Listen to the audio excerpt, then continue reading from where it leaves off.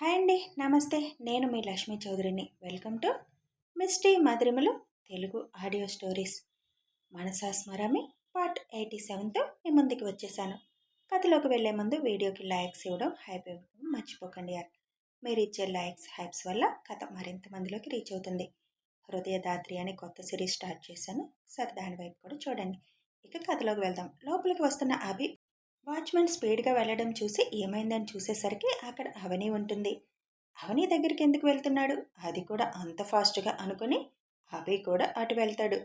Watchman పరుగున వెళ్ళి అవని చేతిలోని బాటిల్ తీసుకొని, ఏంటి మేడం ఇది తీసుకున్నారు మీరు అని అడుగుతాడు. అప్పటికే మందు కడుపులో పడేసరికి అవనిలో మార్పు స్టార్ట్ అయింది. ఏమయ్యింది?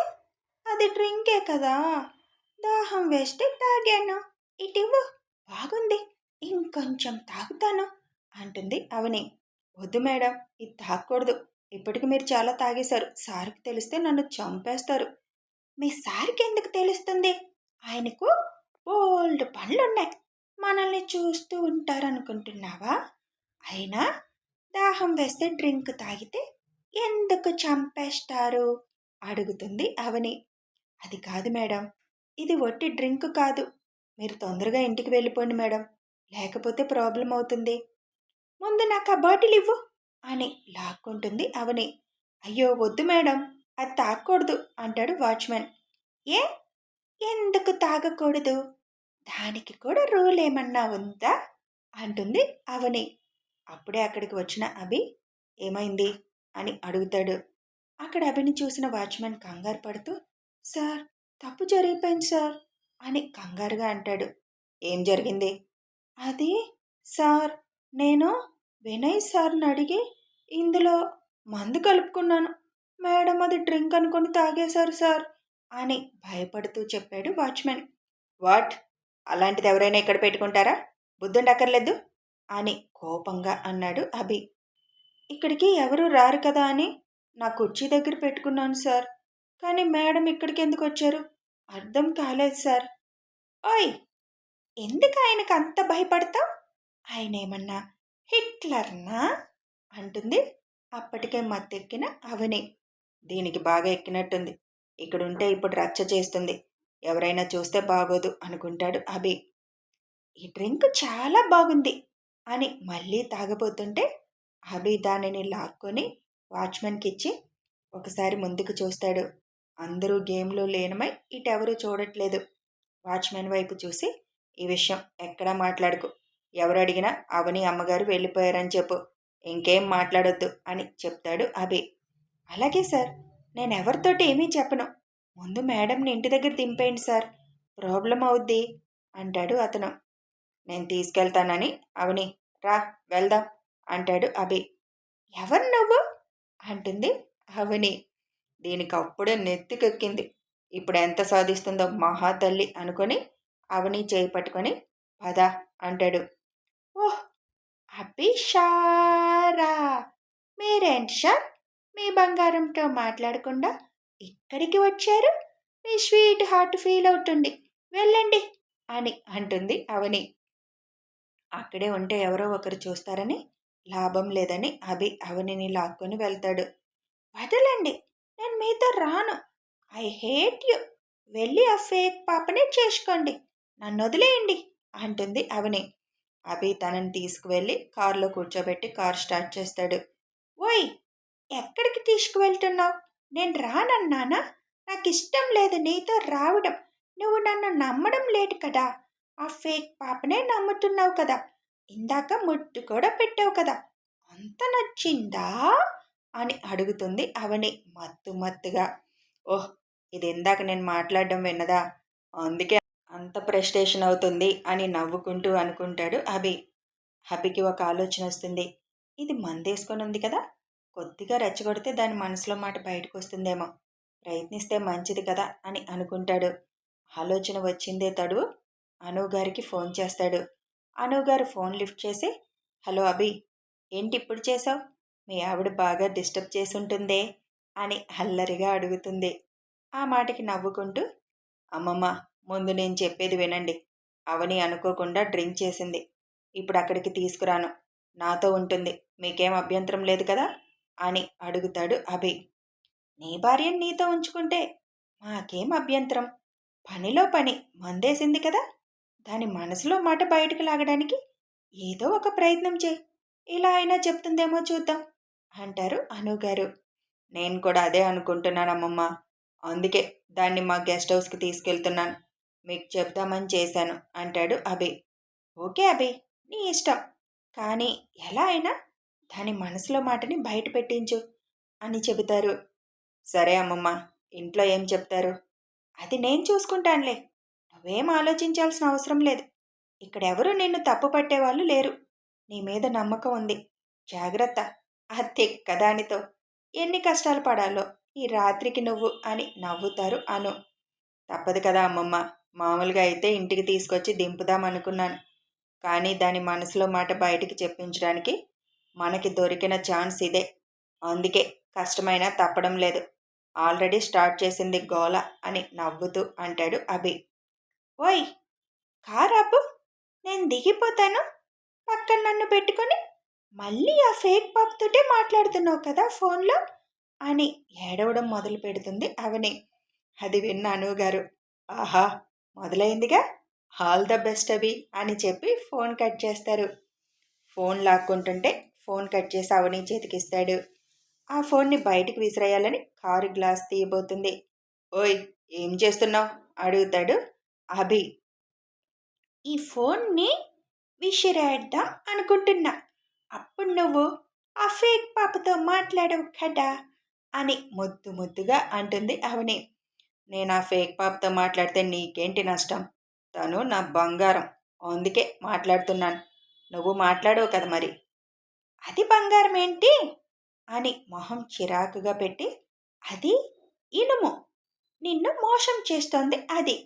నా మాట విను అభిషారు. తను నువ్వు అనుకున్న అమ్మాయి కాదు అంటూ అభి మొహంలో మొహం పెట్టి చెబుతుంది అవని. ఇంతలో గెస్ట్ హౌస్ రావడంతో కారు పార్క్ చేసి దిగి అవని వైపు డోర్ తీస్తాడు. బయటకు వచ్చి, నేను నీ దగ్గర ఉండను, వెళ్ళిపోతాను అనుకుంటూ బయటకు వెళ్ళబోతుంది. అవని చేయి పట్టుకొని ఆపేస్తాడు అభి. నేను రానన్నాను కదా, నా చెయ్యి వదులు.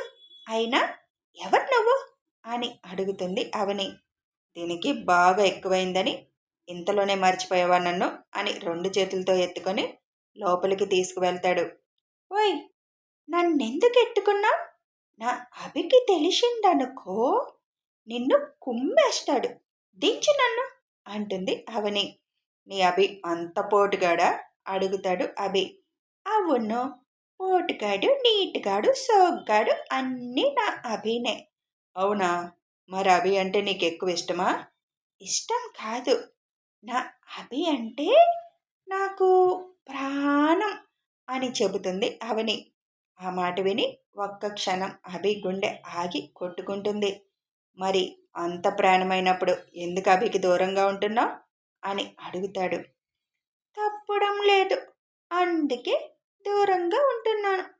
ఎంత కష్టంగా ఉందో తెలుసా నా అభికి నేను దూరంగా ఉండడానికి అని మొహం దిగులుగా పెట్టి అంటుంది. లోపలికి తీసుకువెళ్ళి రూమ్లో దించుతూ, అంత కష్టపడ్డం ఎందుకు, చెప్పొచ్చు కదా నీ ప్రేమ అంటాడు అభి. చెప్పాలనుంది కానీ చెప్పలేను. దగ్గర అవ్వాలని ఉంది కానీ అవ్వలేను. దూరం వెళ్ళాలని ఉంది కానీ వెళ్ళలేకపోతున్నాను. అభి లేకుండా ఉండాలి కానీ ఉండలేకపోతున్నాను. ఏం చేయాలో అర్థం కావడం లేదు అని మత్తుగా అంటుంది. అయినా నువ్వెవరు, నన్ను ఇన్ని ప్రశ్నలు అడుగుతున్నావు అని అభి దగ్గరకు వచ్చి అభి కాలర్ పట్టుకొని, నీ మొహం ఏంటి రెండులాగా కనిపిస్తుంది అని అడుగుతుంది. నేను మీ అభి ఆత్మనులే. అభి ఆత్మవా? అయితే నా అభికి చెప్పు, ఆ ఫేక్ పాపని నమ్మొద్దని. అది మంచిది కాదు, అభిని మోసం చేస్తుంది. నీకెలా తెలుసు తను మంచిది కాదని? తన అభి కోసం చాలా చేసింది. అలాంటి అమ్మాయిని మంచిది కాదని నువ్వెలా అంటావు? అయ్యో, నువ్వు కూడా దాన్ని నమ్మేశావా? అది ఫేక్ పాప. అసలు నీకు ఒక సీక్రెట్ చెప్పనా? ఆ రోజు అభితో ఉన్నది ఆ అమ్మాయి కాదు అని మత్తుగా అంటుంది అవని. ఆ అమ్మాయి కాకపోతే మరెవరు? తాను ఎవరన్నది నీకు తెలుసా? కాసేపు సైలెంట్గా ఉంటుంది అవని. చెప్పు, ఆ అమ్మాయి కానప్పుడు ఎవరో నీకు తెలుసా? తెలియనప్పుడు తను కదని ఎలా అంత నమ్మకంగా చెప్తావు? తన దగ్గర అన్ని సాక్ష్యాలు ఉన్నాయి కదా. దానితో అవనికి కోపం వచ్చి, ఏం సాక్ష్యం ఉంది దాని దగ్గర? చైన్ కదా, మరి అదే చైన్ నా దగ్గర కూడా ఉంది, చూస్తావా అని తన మెడలో ఉన్న చైను బయటికి వేస్తుంది అవని. దారిలోకి వచ్చింది. ఇదే ఫ్లోలో దీని మనసులో ఉన్నది మొత్తం బయటికి కక్కించాలి అనుకుంటాడు అభి. అవని మంచం ఎక్కి డ్యాన్స్ చేస్తూ, ఇప్పుడు చెప్పు, ఎవరు ఫేక్ పాప, ఎవరు ఒరిజినల్ పాప అని అడుగుతుంది అవని. ఓయ్, ఈ చైన్ నీ దగ్గరికి ఎలా వచ్చింది, కొట్టేశావా అని అడుగుతాడు అభి. నీ కొట్టేయడమేంట్రా, ఇది నా అభి తన చేతులతో నా మెడలో మంగళసూత్రంగా వేశాడు, తన రక్తంతో నాకు సింధూరం కూడా పెట్టాడు అని రౌండ్ తిరుగుతూ అంటుంది అవని. నిజమా? అంటే నువ్వు, అంటే ఏంట్రా ఏ బ్రాసి, ఆ అమ్మాయిని నేనే, ఆ రోజు అభితో ఉన్నది నేను అంటుంది మైకంలో తన ఎదురుగా ఉన్నది అభి అని మరిచి. మరి అది నువ్వైతే ఎందుకు దూరంగా ఉంటున్నావు? అది నేను చెప్పను, చెప్పలేనుగా అని దిగాలుగా మంచం మీద కూర్చుంటుంది. మళ్ళీ మొదటికొచ్చింది. ఇంత మత్తులో కూడా అది మాత్రం చెప్పదు రాక్షసి. చెప్పిస్తా, ఎలా అయినా నీ నోటితో చూడు అనుకుని. నేను నమ్మను అంటాడు. నమ్మవా? ఎందుకు నమ్మవు? మరి నువ్వే అన్నావు కదా చైన్ చూసి నమ్మకూడదని. అయితే మరి తన దగ్గర కూడా చైన్ ఉంది, నువ్వు చెప్పినట్టే చెప్పింది. ఇప్పుడు నువ్వు అదే మాట చెప్తున్నావు. పైగా నువ్వే అన్నావు కదా చైన్ లాంటి చైన్లు చాలా ఉంటాయని. మరి నువ్వు అబద్ధం చెప్తున్నట్టే కదా.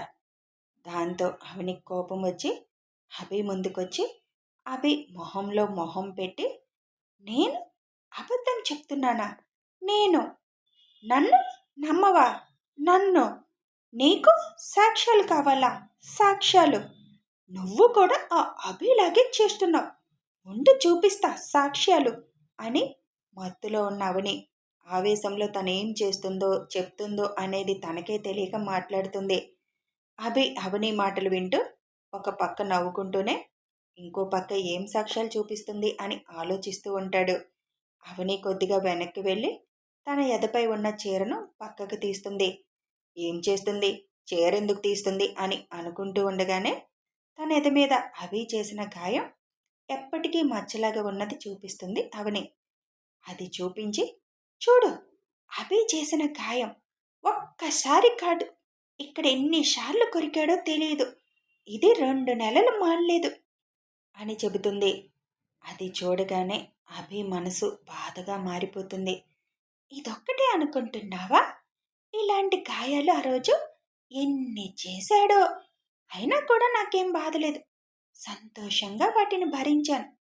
అవన్నీ మానిపోయాయి, మచ్చలు కూడా మాయమైపోయాయి, కానీ ఇది మాత్రం అలాగే ఉంది, కావాలంటే చూడు సాక్ష్యం అని అభి దగ్గరగా వచ్చి చూపిస్తుంది.